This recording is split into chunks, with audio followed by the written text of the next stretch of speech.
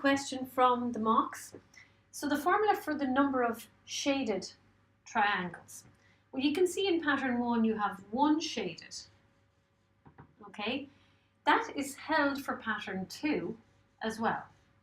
Okay, but we have additional ones. So the 3 unshaded in this have now produced a shaded one each. They've also produced 3 unshaded ones, but we'll talk about that in a minute. So those 3 have produced a shaded one each.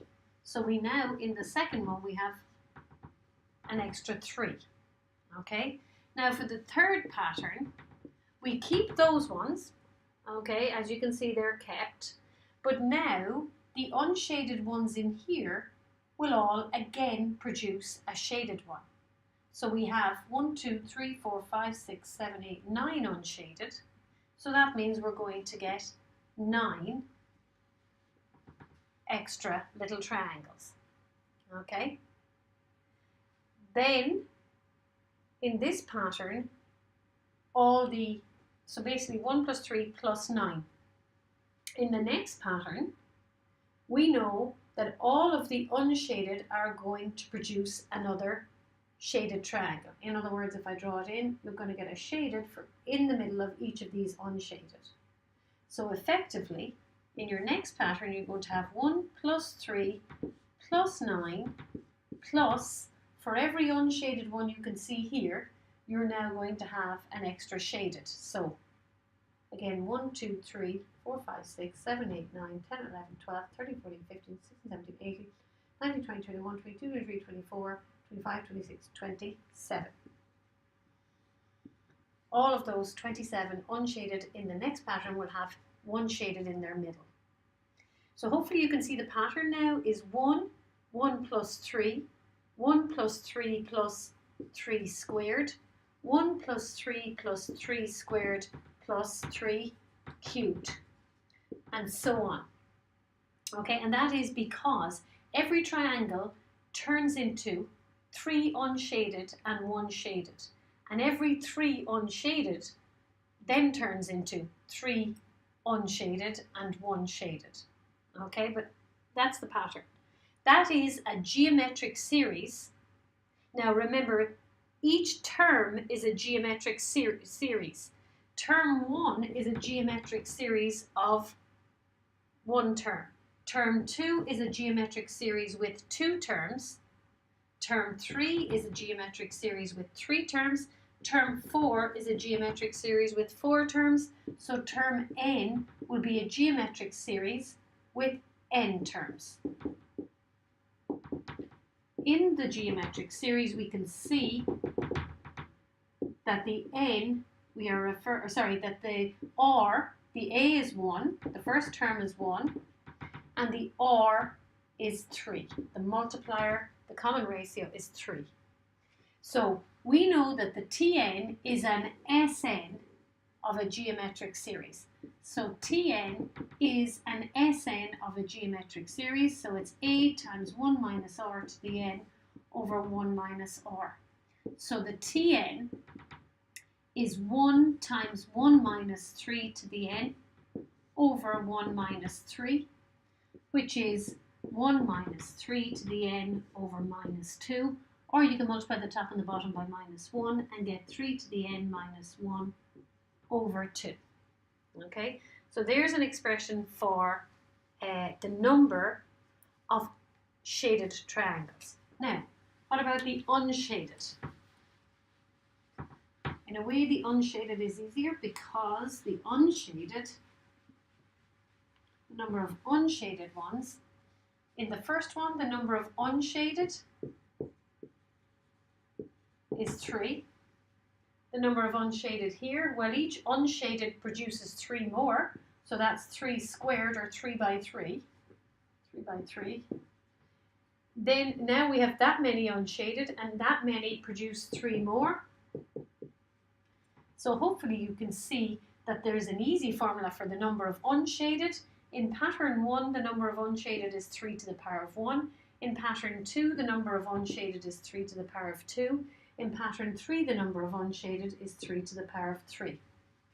Okay, so effectively the formula for the number of unshaded is 3 to the power of n in the nth pattern. Okay, now the next part of the question was to figure out the fraction of the overall area of unshaded triangles. Okay, so if you want to look at the area of one unshaded triangle, in this situation here, the area of one of the unshaded triangles is just 1/4. Okay, so let's look at there's 1/4 is the area of one unshaded. So the area of one unshaded triangle in pattern 1 is just 1/4. The area of an unshaded triangle in pattern 2, note that they're all the same size, unlike the shaded ones. The area of an unshaded triangle in pattern 2 is going to be 1, 2, 3. Well, look at it, there's 16 and you have 9. Oh, sorry, one of them is 1/16.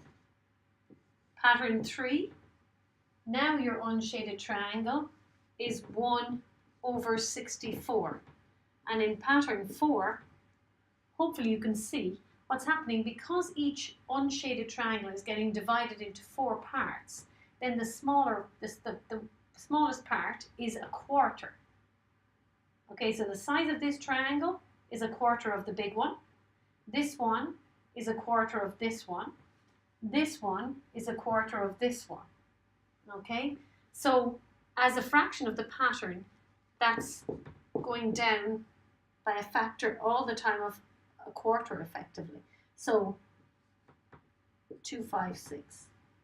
Okay, and the fifth one, I should have put the fifth.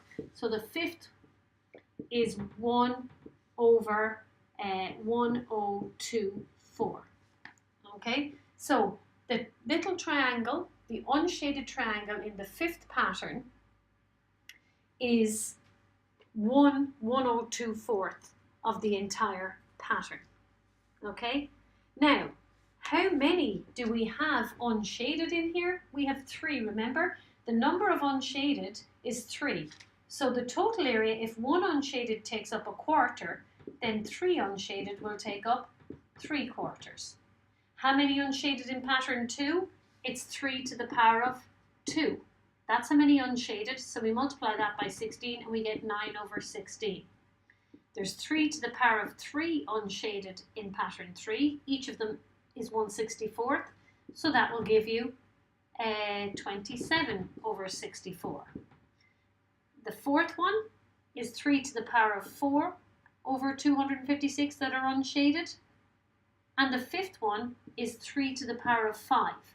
Now that means the number of unshaded, or sorry, not the number, the fraction of unshaded in pattern 5 is 3 to the power of 5 over 1024. Or 1024 being, of course, that's 4 to the power 1, 4 to the power 2, 4 to the power 3, 4 to the power 4, 4 to the power 5. So you could refer to it as 3 to the power 5 over 4 to the power 5. That's the fraction of unshaded. They want, I think in the question, I don't have the question with me, the shaded. So if that's the unshaded fraction, then 1 minus that will give you the fraction that is shaded. And as far as I know, the answer was 781 over 124. 781 over, sorry, where did I put the 5? Sorry, 1024. Okay, what's 3 to the power of 5 is 3 by 3 is 9, by 3 is 27, by 3 is 81. 81 by 3 is 243. Yeah, so that 3 to the power of 5 is 243. So that's the number of unshaded. That's the fraction that's unshaded. So the fraction that's shaded is 1 minus that, which gives you that number there. Okay. And the last part of the question kind of involved that. The last part of the question said, fortunately I don't have the question with me. Okay, the last part of the question said, I think it was, what would n have to be? What pattern number is it such that the number of shaded is greater than 95%? So we've just said the number unshaded from the previous bit, sorry, not the number, the area that is unshaded, or the fraction of the area that is unshaded, the fraction of the area that is unshaded was 3 to the power of n divided by 4 to the power of n. That's unshaded, so the fraction that was shaded was 1 minus 3 to the n over 4 to the power of n.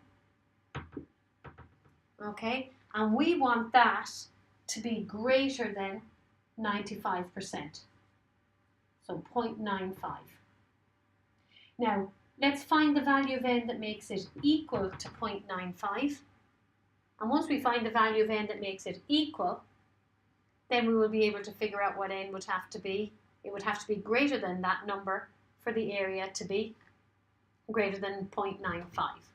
Okay? Because as you can see, the fraction that is shaded gets bigger as your n gets bigger. The fraction of the area that's shaded. Okay, so how do we work out n from this? Well, that's 1 minus 3/4 to the power of n, by your rules from indices, is equal to 0.95. Bring that over, or add it to both sides, so we get 3/4 to the power of n, and subtract the 0.95 is 0.05.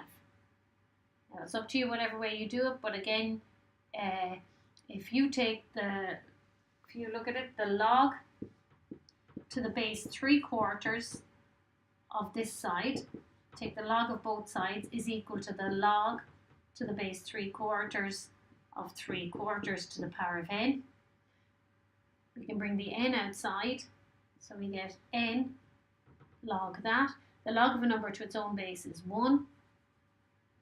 So n is equal to that. And I don't know what n turns out. I think n turns out to be 10.43.